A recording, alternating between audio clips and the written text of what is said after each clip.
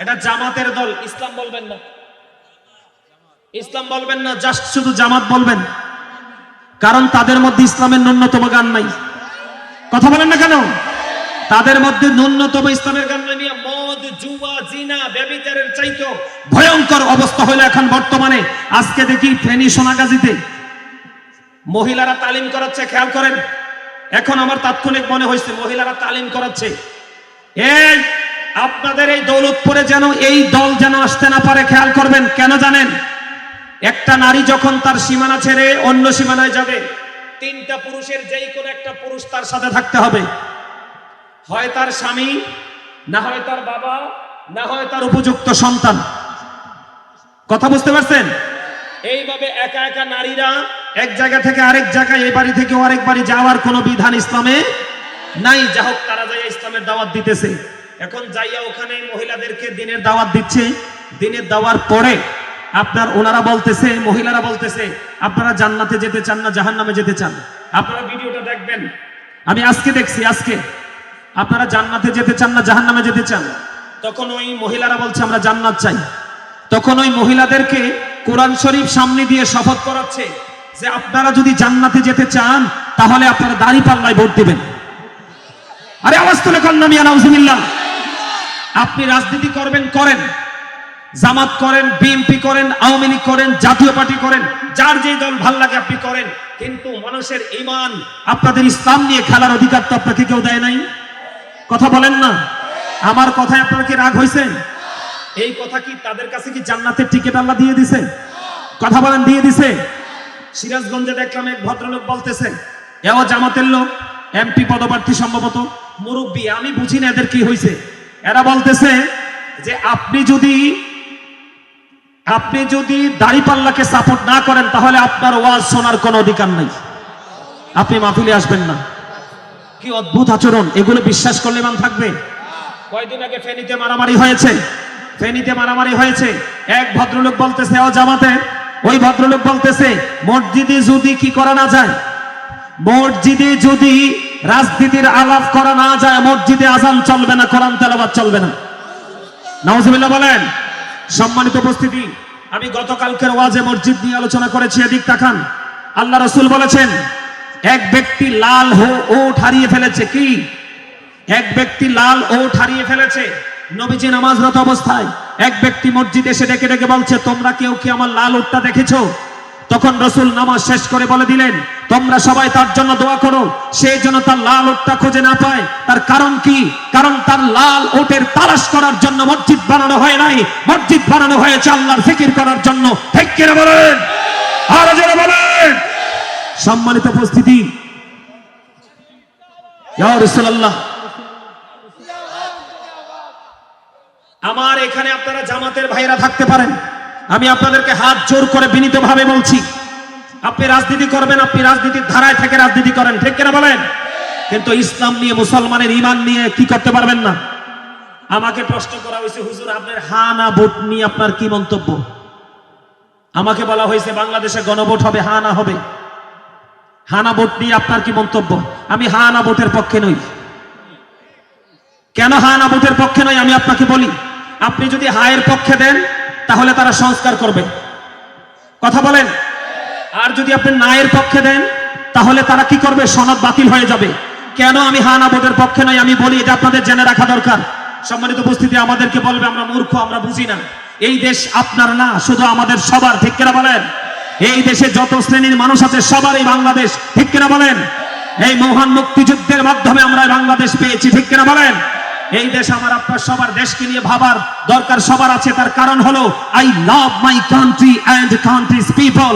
আমি আমার দেশ এবং দেশের মানুষকে ভালোবাসি, এটা আমার প্রেম। ঠিক কিনা বলেন? সম্মানিত উপস্থিতি, আমার দিকে তাকান। সম্মানিত উপস্থিতি, তারা যে বক্তব্যগুলো দিচ্ছে, একটার পর একটা বক্তব্য দিচ্ছে, ঈমান শেষ। যারা বিশ্বাস করবে তাদের ঈমান থাকবে না। ঠিক কিনা বলেন? আমি কিন্তু, আপনি আমাকে বলতে পারেন হুজুর আপনি কি রাজনীতি করেন? না, আমার জীবনে কোনোদিন আমি মিছিল মিটিং এ যাই নাই, আমি রাজনীতি করি না। কিন্তু যখন দেখলাম যে তারা মুসলমানের ঈমান নিয়ে ছিনিমিনি শুরু করেছে, তখন তো আর কথা না বলে উপায় কথা বলার উপায় আছে? এই জামাতের একজন নেতা এমপি প্রার্থী, তার নাম ফয়জুল হক না কি জানি, সঠিক বলতে পারবো না। সে একটা উঠান বৈঠকে গেছে মানুষকে দিনের দাওয়াত দিতে, কি দিতে যাইয়া বলতেছে সে সারা জীবন পাপ করছে, কিন্তু এখন যদি সে বিড়ি টানতে টানতে স্মোকিং করতে করতে কেউ কি যাইয়া বলে যে তুমি দাঁড়িপাল্লায় ভোট দাও, এই কথাটা বললেই নাকি তার সব গুনাহ মাফ। কথা বলেন, এগুলো কি মুসলমানের কথা? এই মদ, জুয়া, জিনা, ব্যভিচার, গান, বাদ্যযন্ত্র এইগুলোর পাশাপাশি আমাদেরকে এই জায়গাগুলোতেও সচেতন থাকতে হবে, ঠিক কিনা বলেন? সম্মানিত উপস্থিতি, আমার সময় শেষ, আমি নেমে যাব।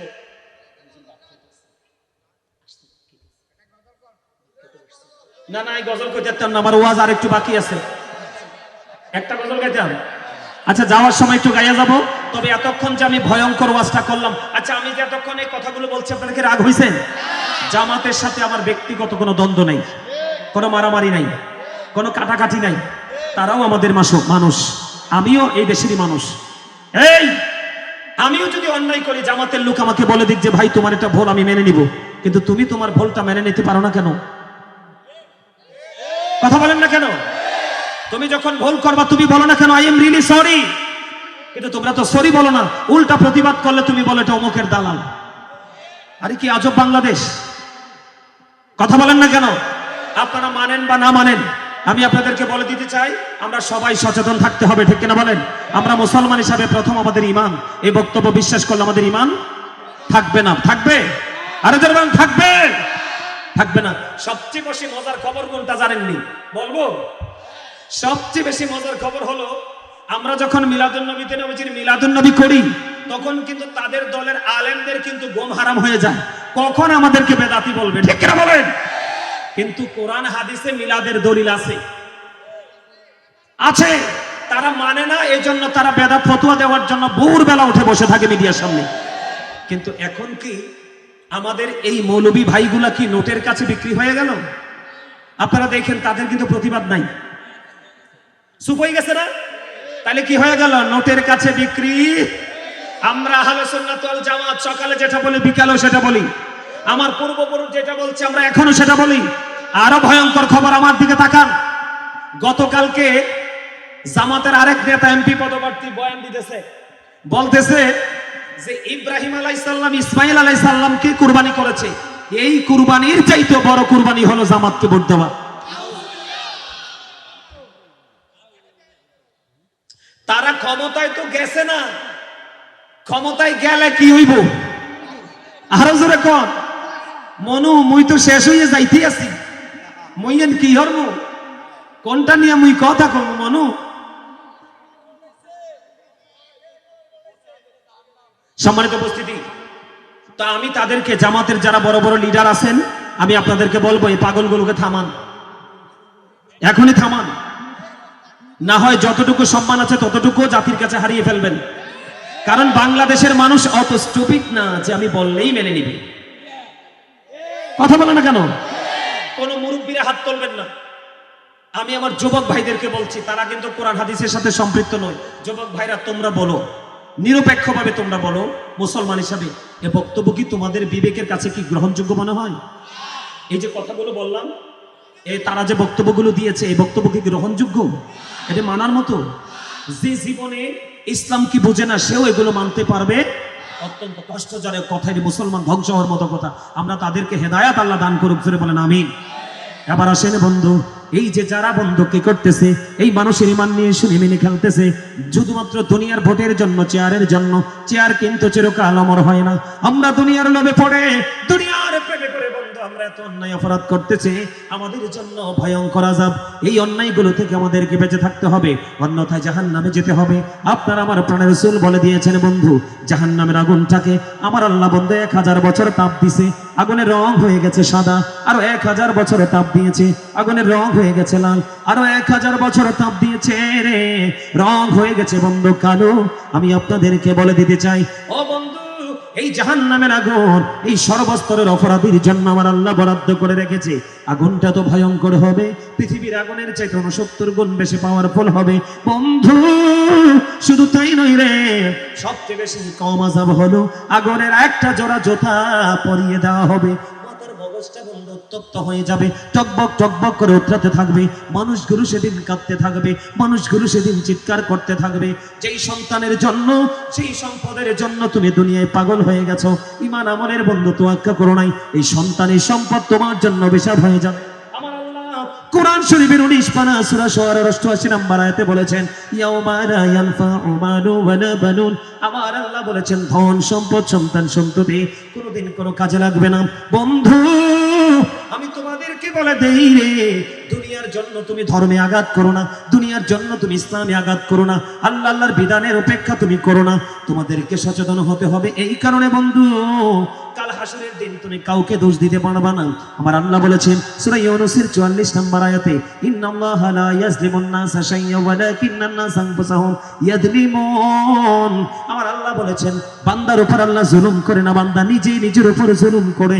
আল্লাহ বলেছেন আল্লাহু লা ইউহিব্বুজ জালিমিন। যুবক তোমরা খেয়াল করো, কখনো কোনো মানুষের 500 টাকার জন্য, 1000 টাকার জন্য, একটা প্যাকেট বিরিয়ানির জন্য অন্য সব কুরবানি করলেও তুমি মুসলমান হিসাবে তোমার ঈমানকে তুমি বলি দিও না। আরে যুবক, দুনিয়াতে এসেছো তুমি একলা, যাবেও তুমি একলা, কবরে হিসাবও তুমি দেবে একলা। আমার আল্লাহ বলেছেন আল্লাহু লা ইউহিব্বুজ জালিমিন।